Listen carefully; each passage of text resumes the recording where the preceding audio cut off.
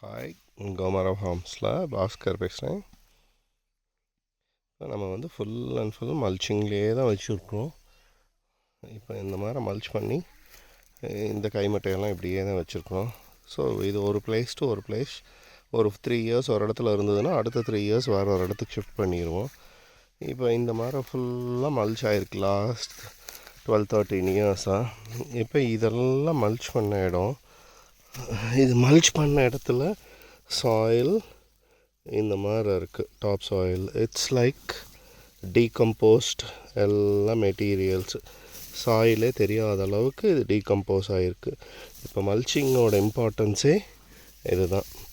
இந்த decomposed matter வந்து சாயிலில் கார்பன் கண்டென்ட் இன்கார்பரேட் ஆகும்போது வாட்டர் ஹோல்டிங் கெப்பாசிட்டியும் சாயில் பயோட்டா அங்கிற மைக்ரோபியல் ஆக்டிவிட்டிக்கு கண்டியூசிவ் கிளைமேட் இருக்கும்.